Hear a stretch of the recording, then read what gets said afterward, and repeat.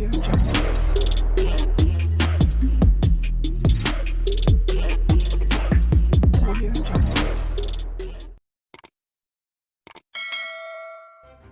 kasih kerana memilih channel ini. Sebelum kita mulakan video ini, sila pertimbangkan untuk menekan butang like, share dan subscribe dan aktifkan butang lonceng anda agar anda sentiasa mendapat info-info percuma pada setiap hari dari channel kami. Dan tinggalkan komen anda kerana komen anda amatlah dihargai. Terima kasih.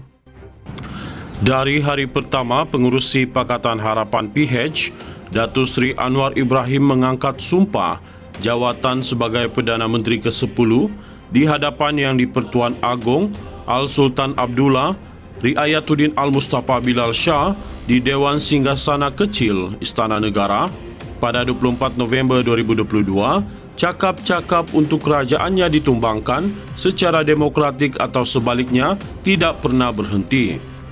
Hasrat pembangkang untuk mengambil alih Putrajaya dengan menubuhkan kerajaan pintu belakang atau tebuk atap sudah menjadi bualan lebih setahun lamanya sambil mereka menguji-nguji kesepaduan kerajaan perpaduan pimpinannya dengan pelbagai bentuk provokasi, cerita rekaan dan adu domba dengan tujuan menimbulkan keretakan dan pergeseran dalam kerjasama 14 parti politik agar kesudahannya terburai. Apa yang tidak dijangkakan, pembangkang ialah kerajaan bukan sahaja tidak dilemahkan, sebaliknya bertambah kukuh apabila 5 daripada kalangan mereka sendiri menyuarakan sokongan terbuka kepada kepimpinan ahli Parlimen Tambun itu.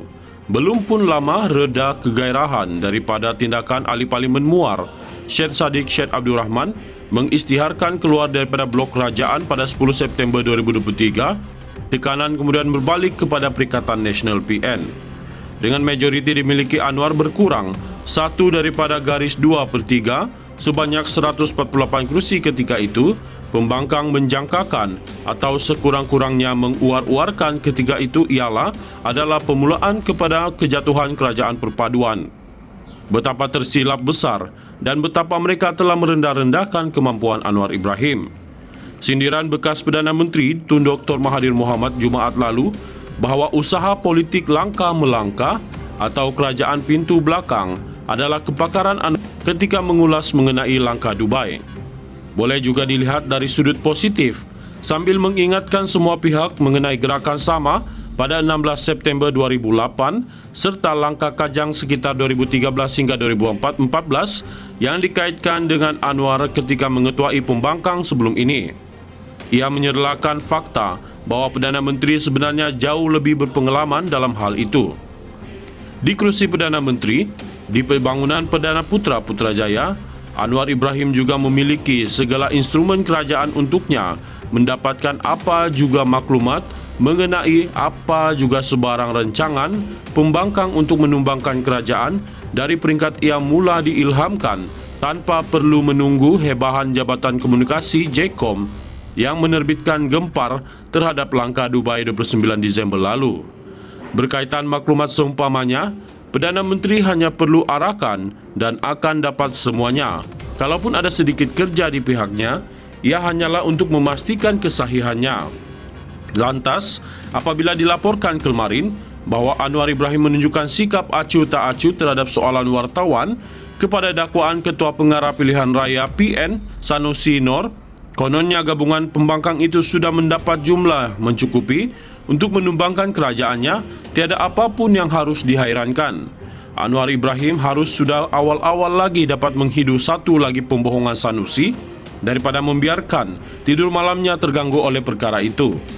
Sama seperti reaksinya ketika terdedah mengenai langkah Dubai sebelum ini, apabila beliau menegaskan ia tidak langsung memberi kesan kepada pentadbirannya.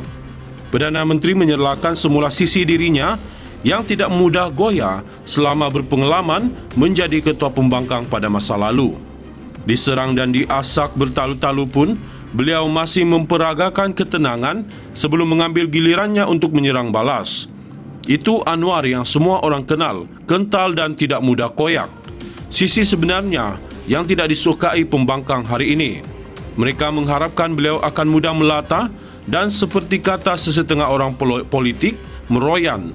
Tapi mereka terlupa Anwar Ibrahim sudah berpolitik lebih lama daripada sebilangan besar daripada mereka. Lagipun berbalik kepada dakwaan Sanusi, apalah yang nak ditakutkan dengan pernyataan cukup jumlah yang lebih dahulu dikitar berulang-ulang oleh bos besarnya Hadi Awang sehingga menjadi bahan persendaan. Mungkin itu juga yang didorong Presiden PAS itu untuk baru-baru ini menyatakan partinya sedia menunggu perubahan kerajaan melalui proses demokrasi dan raja berperlembagaan. Satu perubahan 360 darjah yang patut menjadi pegangan dari awal. Saya hanya mahu bekerja, saya tak perlu komen. Saya akan jawab apabila ada isu-isu besar, kata Anwar pada pelancaran satu simposium di Sepang pada Isnin.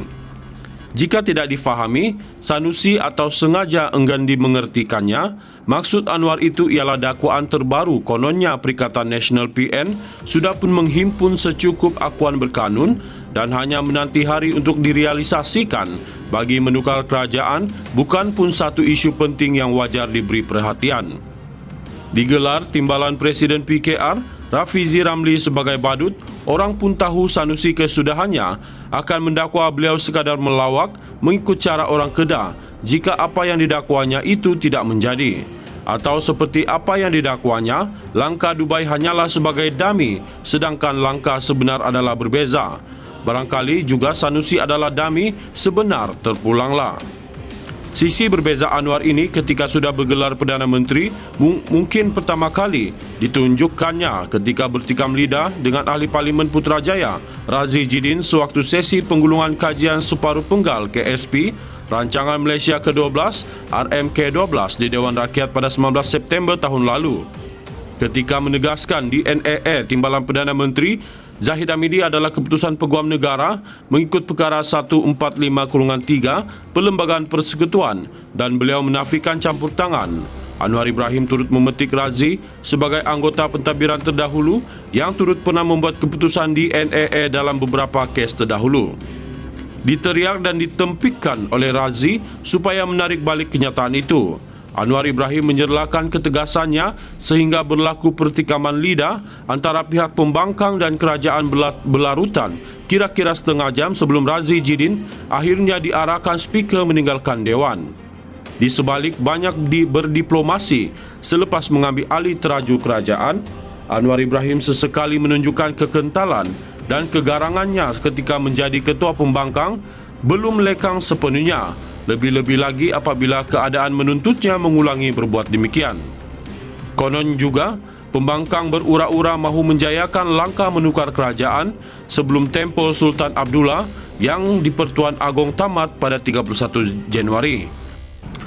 Dari hari pertama pengurusi Pakatan Harapan PH, Datuk Seri Anwar Ibrahim mengangkat sumpah jawatan sebagai Perdana Menteri ke-10 di hadapan Yang di-Pertuan Agong Al-Sultan Abdullah Riayatuddin Al-Mustafa Bilal Shah di Dewan Singgasana Kecil Istana Negara pada 24 November 2022, cakap-cakap untuk kerajaannya ditumbangkan secara demokratik atau sebaliknya tidak pernah berhenti.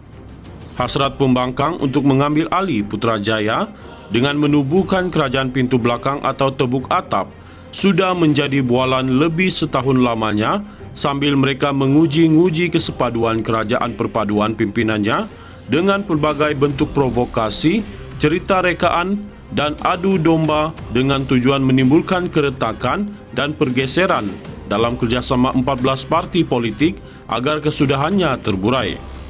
Apa yang tidak dijangkakan, pembangkang ialah kerajaan bukan sahaja tidak dilemahkan, sebaliknya bertambah kukuh apabila 5 daripada kalangan mereka sendiri menyuarakan sokongan terbuka kepada kepimpinan Ahli Parlimen Tambun itu. Belum pun lama reda kegairahan daripada tindakan Ahli Parlimen Muar, Syed Saddiq Syed Abdul Rahman, mengisytiharkan keluar daripada blok kerajaan pada 10 September 2023. Tekanan kemudian berbalik kepada Perikatan Nasional PN. Dengan majoriti dimiliki Anwar berkurang 1 daripada garis 2/3 sebanyak 148 kerusi ketika itu, pembangkang menjangkakan atau sekurang-kurangnya menguar-uarkan ketika itu adalah permulaan kepada kejatuhan kerajaan perpaduan. Betapa tersilap besar dan betapa mereka telah merendah-rendahkan kemampuan Anwar Ibrahim.